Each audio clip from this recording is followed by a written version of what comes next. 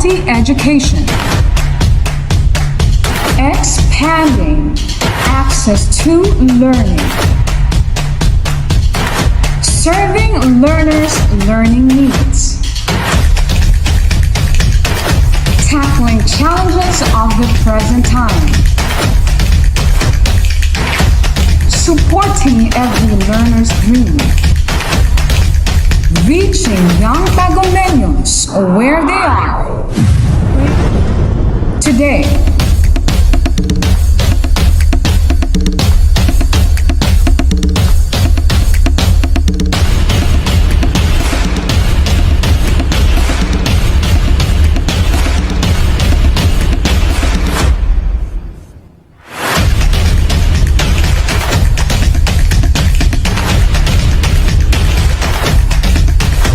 From the music capital of the Philippines, advancing in the challenge of distance learning, the official TV-based instruction of DepEd Tagum City, bringing you quality education straight to your home. Plug yourself in. This is DepEd TV. Tara na!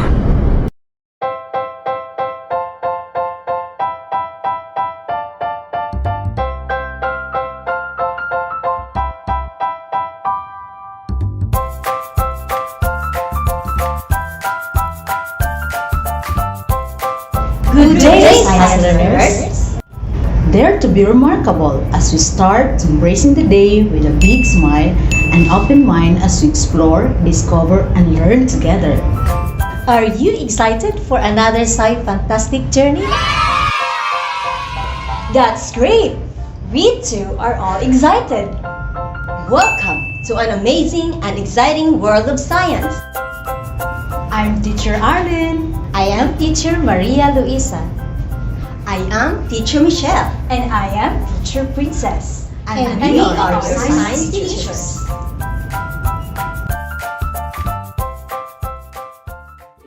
Do you have your materials for today's lesson? Now, secure your pen, notebook, and learning module as we go through our science episode.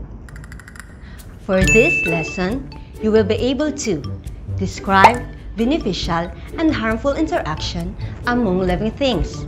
Specifically, you will learn to identify and describe some beneficial and harmful interaction among living things, classify useful and harmful interaction among living things. Before we head on to our new topic, let me ask you first. Can you still recall the prior lesson in the last episode? Wow, that's great! Last time, you learned about the effects of the environment on the life cycle of organisms. Now, you already know from the last episode that environmental effects include both abiotic and biotic attributes throughout the life cycle of certain organisms. All living or biotic elements are animals, plants, fisheries, forest, and bird. While non-living or biotic elements includes water, land, sunlight, rock, and air. When the environment changes, some plants and animals survive and reproduce, and others die. All organisms cause changes in the environment where they lived. Some of these changes are harmful to other organisms, whereas others are beneficial. So, all organisms depend too much to the environment where they live. They can survive only in the environments in which their needs can be met. Before we begin, let's watch this video first. At any given point of time, Do you find yourself to be surrounded by nature with all its beauty in the form of trees, plants, lakes, rivers, animals, insects, etc.? Do you think there is some form of contact or collaboration between the living and the non-living components of ecosystem? Living organisms seem to interact amongst themselves and with the physical environment. There are two main components of an ecosystem, which are in constant communication with each other. They are the biotic components and the abiotic components. The living components of an ecosystem are called the biotic components. Some of these factors include plants, animals, as well as fungi and bacteria. These biotic components can be further classified based on the energy required source. Producers, consumers, and decomposers are the three broad categories of biotic components. Abiotic components are the physical and the chemical factors that act on the living organisms at any part of their life.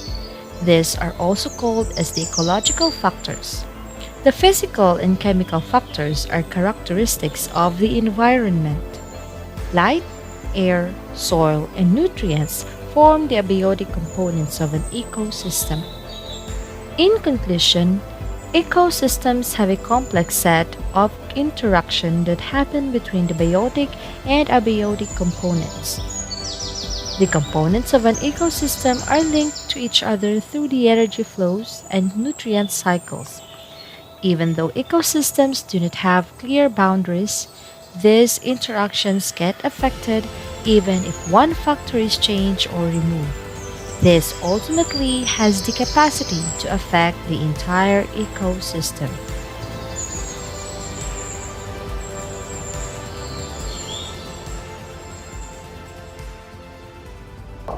How did you find the video, kids? Were you able to identify the difference between abiotic and biotic elements found in the environment? Great job, kids! So always remember that environment is really important to the different organisms. It can affect the organisms if the environment changes. If these changes will happen, some organisms may not survive or it will die. Did you get it, kids? Great! Thank you, Teacher Princess, for the quick review of the last episode. Did you have fun from the last episode, kids? Wow, that's amazing! Now, let's proceed to our lesson for today. But before we start, let me ask you, do you know that there are beneficial and harmful interaction among living things? Let us find out by answering the following questions to test your prior knowledge about it.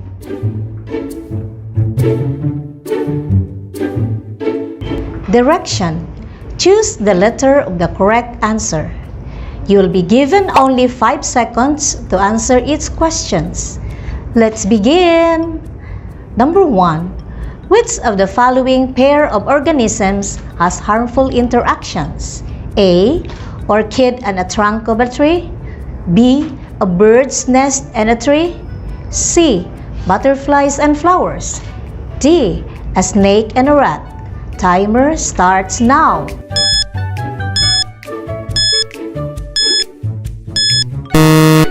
Time's up. What is your answer? Got it right. The correct answer is letter D, a snake and a rat. Number 2. The following are the types of harmful interaction among living things except letter A, commensalism, B, competition, C, parasitism, D, predation. Timer starts now.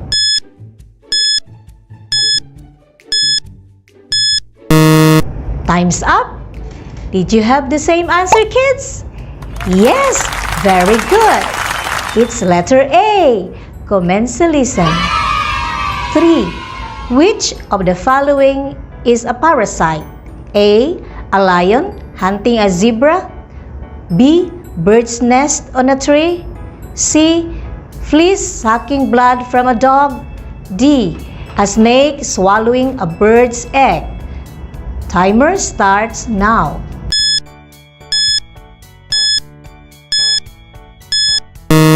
Time's up. What is your answer? That's right. The answer is letter C. Fleas sucking blood from a dog. Great job, kids! Just keep on learning. Thank you, Mama Lo. Kids, I want you to observe carefully the following interaction among organisms. Which of them belongs to beneficial interaction and harmful interaction? Let's find out as we begin the lesson for today. There are interactions where both species benefit from the relationship, and there are also interactions where one species benefits but the other is neither affected nor harmed. Mutualism and commensalism are interactions that are beneficial and important for survival. Mutualism is the type of interaction where both species benefit from the relationship. Example, bees and flower. Flowers depend on bees to pollinate, and the bees sip the flower's nectar as a food. So, both the flower and the bees help each other. Other example is human. Human needs plants for food and oxygen. On the other hand, plants needs carbon dioxide during the process of photosynthesis. Commensalism is the type of interaction where one organism benefits while the other is not harmed nor affected. Example is orchids and tree. The tree provides a place where the orchids could grow, and the tree isn't harmed or affected. Other example is the frogs use plants' leaves as habitat and for protection. There are also harmful interactions. These are the predation, parasitism, and competition. Predation is the type of interaction where one benefits while the other one is harmed or badly affected. The one that usually benefits is called the predator, and the one that is harmed is called the prey. Example is the bird and worm. The bird killed the worm before they eat, so the bird is the predator and its prey is the worm. Other example is foxes hunting the deer for food. Parasitism is an example of an interaction where one organism benefits from the interaction while the other one is harmed or badly affected. The organism that usually benefit from the interaction is called parasites, and the one that is affected is the host. Example is the human and mosquito. Mosquitoes bite humans and feed by their blood. The mosquito is the parasite and its host is the human. Parasite could be internal or external parasites. The internal parasites are those found inside the body of a host, like the ascaris, a type of a worm, in the human stomach. While external parasites are those found outside the body of the host, like aphids and tick of a dog's body. Parasites are dependent on a living host. They must live in a living host. Some parasites do slight harm to their host, and others even kill their host. Other example is fleas suck on the dog's body. Competition is another harmful interaction because animals are striving or fighting each other for food and other basic needs for survival. Example is the lions and a buffalo. Lions compete with each other by attacking the buffalo to get food for survival. Other example is wolves are eyeing or hunting the chicken for food.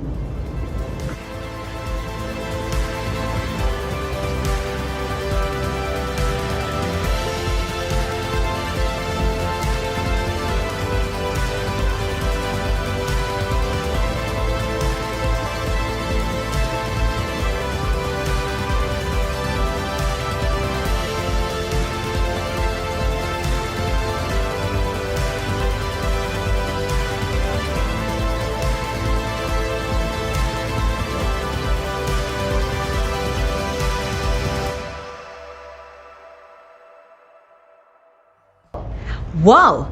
Thank you for that very comprehensive discussion, Teacher Eileen. Always remember, kids, that interaction is a relationship that exists among organisms. It could be a beneficial or harmful interaction. Now, let's check if you catch up our discussion by having an activity. Are you ready for another activity? Great! Let's do this!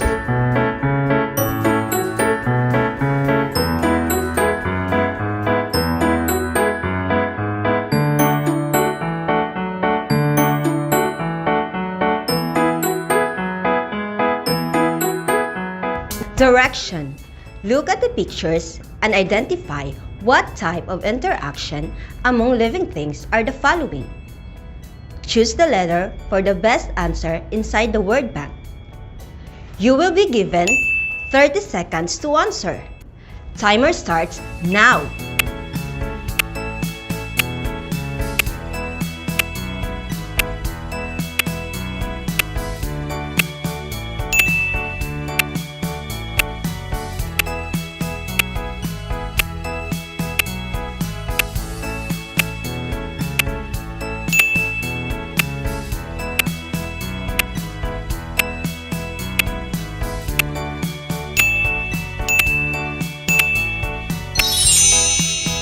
Time's up! Now, let's check your answers. If you got all the correct answers, good job, kids! It seems that you really identify the different interactions among living things. And for those who did not get the perfect score, it's okay. We still have another activities to do. I know that you can do it. Thank you, Teacher Michelle. Kids, are you excited to have another activity? Come on, let's try another one. Direction. Identify what type of interaction among living things are the following. Write in your notebook if it is commensalism, mutualism, predation, parasitism, and competition. You will be given 5 seconds to answer each item. Let's begin. Number 1. Cat eating a rat.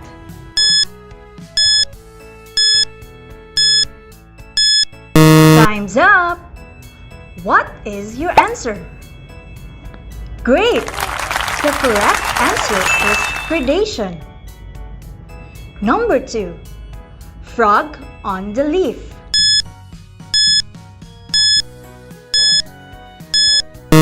Time's up! What is your answer? Correct! The correct answer is commensalism. Number 3. Wolves are fighting for the chicken.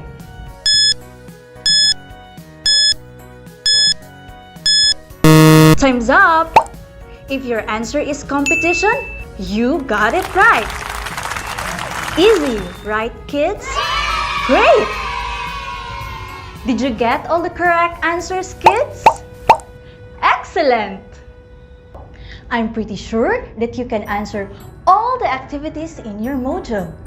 So stay with us and continue watching and learning.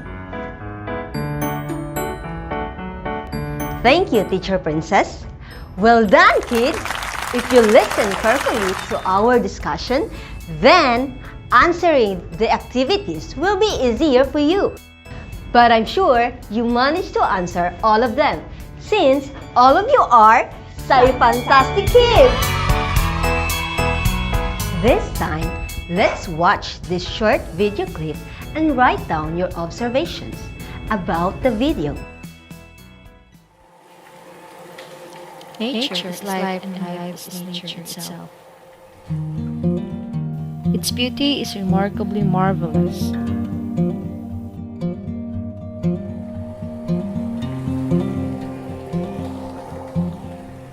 It is full of wonders that no one has ever explained how everything existed and why it does. As part of the world's curiosity, humans tend to explore and discover more about the hidden secrets of nature.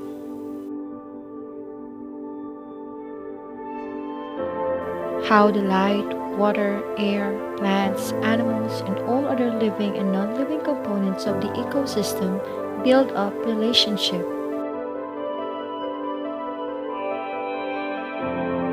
and interact with one another in order to adapt and survive in a particular habitat.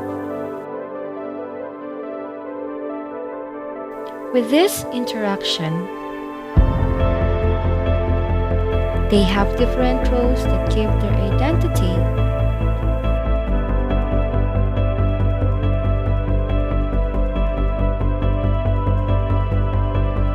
as to what they are within the realm of nature.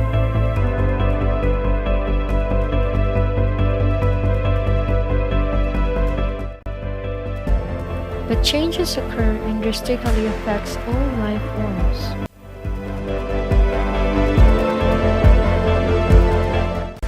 These changes are beneficial and even harmful to every biotic and abiotic components of the ecosystem.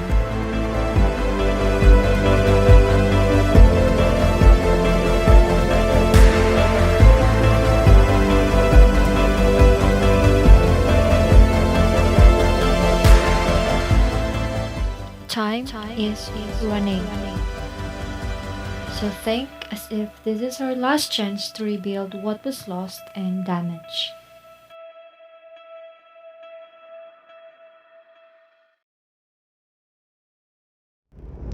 Does it show beneficial and harmful interaction among living organisms? Were you able to identify the organisms that have beneficial and harmful interaction? How about its effect to the environment and other living organisms? Can you identify now what are the living organisms that are beneficial and harmful among living organisms? Say fantastic, kids! So kids, did you enjoy our lesson for today? Wow! We also enjoy it too. We hope that you learned a lot for today's lesson. Now, let's have a short recap on the lesson that we have discussed. There are interactions where both species benefit from relationship, and there are also interactions where one species benefit from the other is neither affected nor harmed. Mutualism and commensalism are interactions that are beneficial or important for survival. There are also harmful interactions. These are predation, parasitism, and competition. You did something great today, kids. Keep up the good work. Thank you, Mama Lo, for that quick recap of our lesson today. Now, let us assess what you have learned from today's discussion. Are you ready? Great! Direction. Read the question carefully and write the letter of the correct answer in your notebook. You will be given 5 seconds to answer each item. Let's begin! Number 1. Which of the following pair of organisms has harmful interaction? A. A snake and a rat. B. Butterflies and a flower. C. A bird's nest and a tree. D. Orchids in a trunk of a tree.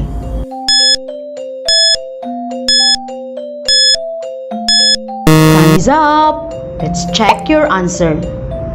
If your answer is letter A snake and a rat, that's correct. Number 2. Why the relationship between a bee and a flower is considered mutualistic? A. The bees harm the flower. B. The bee benefits from the interaction because of the nectar it gets from the flower. C. The flower benefits from the interaction because of the pollen grains being transferred by the bees. D. Both the bee and flower benefit from the interaction because of the good things that contribute to their development.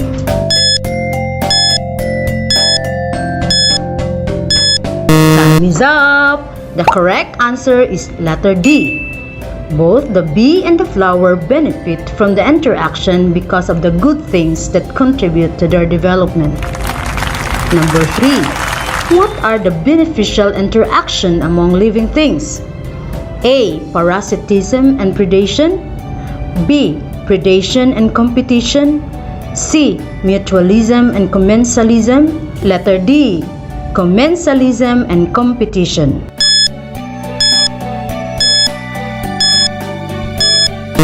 Time is up! Now let's check your answer. The correct answer is letter C. Mutualism and commensalism. Number 4. Which of the following organism considered as commensalism? A. Bird and worm. B. Lions and deer. C. Butterflies and flower. D. Orchids and tree.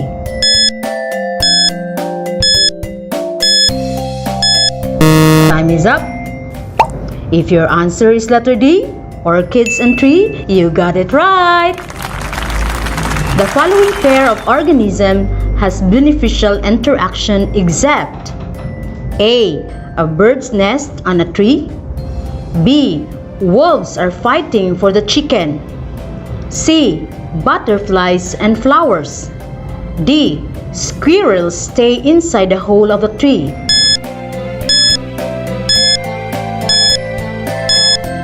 Time is up. Do we have the same answer? Excellent! The correct answer is letter B. Wolves are fighting for the chicken. Congratulations, kids! You did a great job. You are certified Science Fantastic Kids.